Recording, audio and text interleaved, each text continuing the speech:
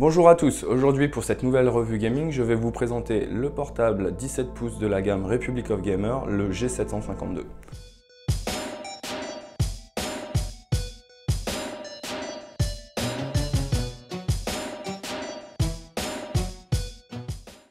Donc au niveau du design, on abandonne la robe noire et rouge pour une robe grise et cuivre. Donc vous avez quelques inserts cuivre au niveau de la charnière et des bandes rétroéclairées rouges ici. L'œil ROG est toujours rétroéclairé rouge. Et on finit enfin par la grande caractéristique de ce G752 hérité des précédents modèles, les deux ouïes de refroidissement qui permettent d'évacuer la chaleur à l'arrière du PC.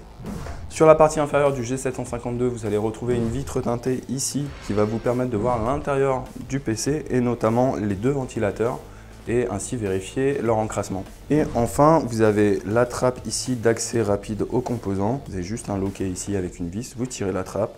Vous avez accès à la mémoire qui se situe ici, l'unité de stockage ici, et les disques de type NVMe juste en dessous. Et enfin, pour finir, à noter la présence d'un subwoofer sur la partie inférieure droite du PC. Au niveau de la connectique sur le G752, vous allez retrouver 3 sorties audio, casque, micro et SPDIF, donc là une sortie numérique. Vous allez retrouver également un port USB 3.1 de type C, réversible, 2 ports USB 3.0, un mini DisplayPort, une sortie HDMI 2.0 qui va vous permettre du coup de diffuser de la 4K sur une télé compatible. Au niveau de la partie réseau, c'est assuré par un port Gigabyte. A noter que vous avez également du Bluetooth 4.0 et du Wi-Fi AC, le port de recharge pour brancher le portable sur secteur. Et enfin, sur le côté gauche, vous allez retrouver un port Kensington, 2 ports USB 3, votre lecteur optique. Selon les options, ce sera un lecteur DVD, un graveur ou même un lecteur Blu-ray ou un graveur Blu-ray. Et enfin, un lecteur de carte compatible SD. C'est le moment de passer à l'intérieur de notre G752. Vous allez retrouver sur la partie inférieure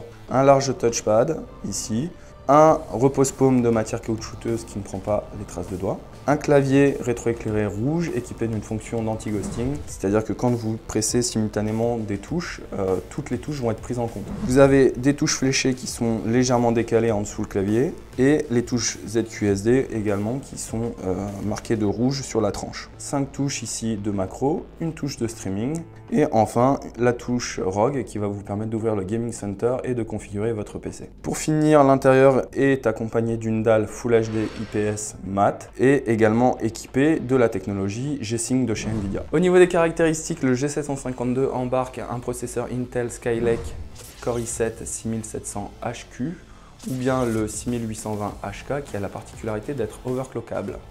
Pour accompagner ces processeurs, nous avons fait confiance à Nvidia avec 3 cartes graphiques, une GTX 965M pour le G752VL, une GTX 970M pour le G752VT et le modèle le plus puissant, la GTX 980M, équipe quant à elle le G752VY. Pour assurer le bon refroidissement du processeur et de la carte graphique, nous avons équipé le G752 comme ses prédécesseurs de 2 ventilateurs. Un pour la carte graphique, l'autre pour le processeur. Il fonctionne de manière indépendante en fonction de l'utilisation et rejette l'air chaud à l'arrière de la machine. Cela vous permet d'éviter d'avoir l'air chaud qui souffle sur vos mains lorsque vous jouez.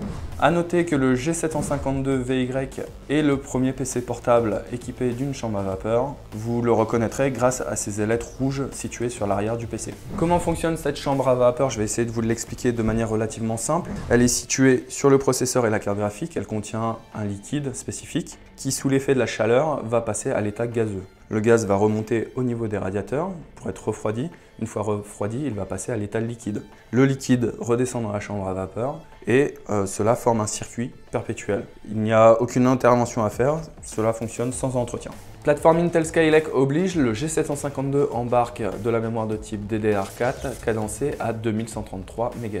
Si vous souhaitez étendre la mémoire vive du G752, vous allez pouvoir ouvrir la partie inférieure du châssis en tirant sur la languette en caoutchouc et en dévissant la vis qui s'y trouve. Une fois le capot retiré, vous avez 2 slots de DDR4 qui vont vous permettre d'étendre la capacité jusqu'à 64 Go. La partie stockage est quant à elle assurée par un SSD de type NVMe de 128, 256 ou 512 Go qui est accompagné par un disque dur de 1 Tera à 7200 tours minute. Tous les G752 embarquent une dalle IPS mat équipée de la technologie G-Sync. Cette dernière permet de jouer en toute fluidité en évitant les déchirures et les micro-lags. Donc voilà pour la partie composants. Maintenant, on a également pensé à vous sur la partie logiciel en intégrant un Gaming Center.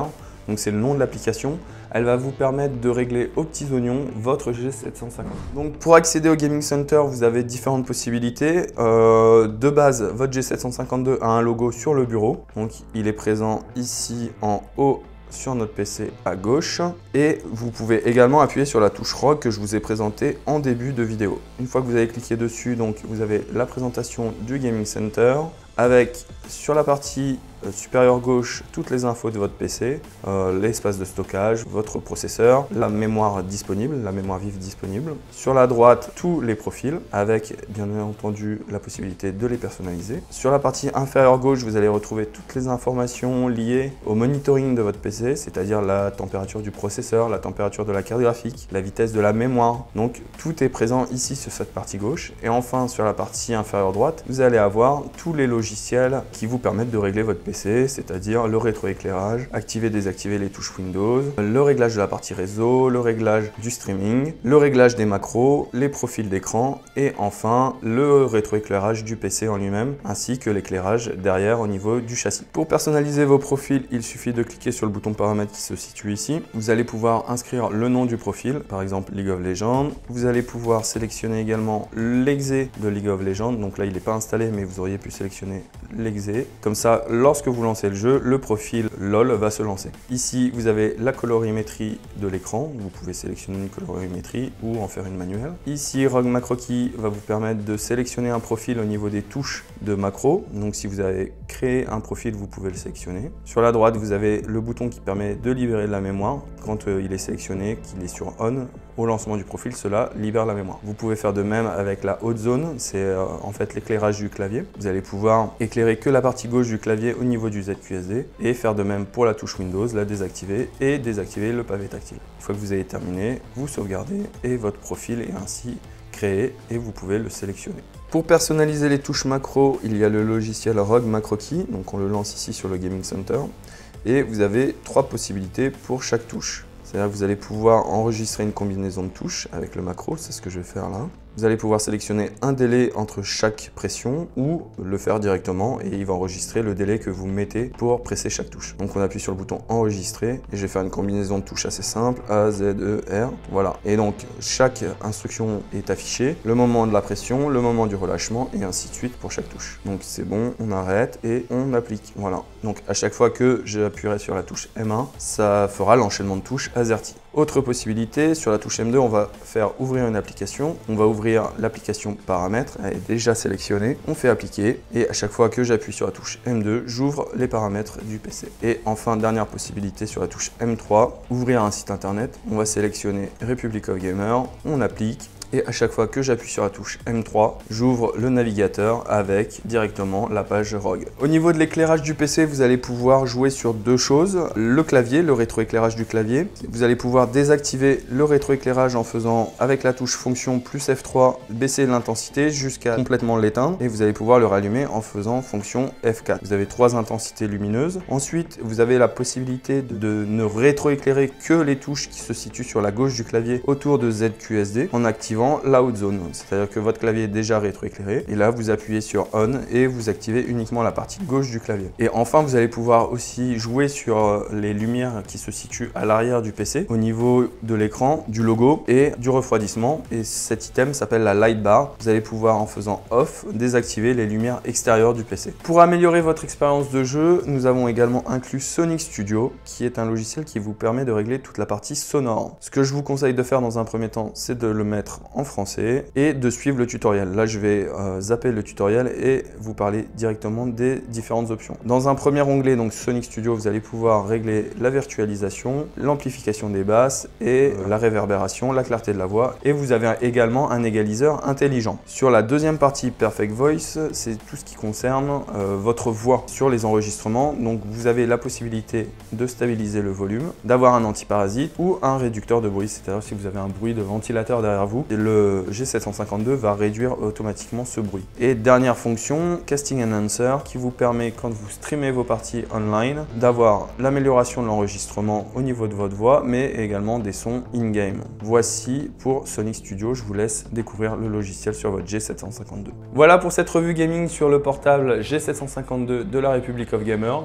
Il est d'ores et déjà en vente dans les magasins partenaires. Je vous invite à commenter pour nous dire ce que vous en avez pensé.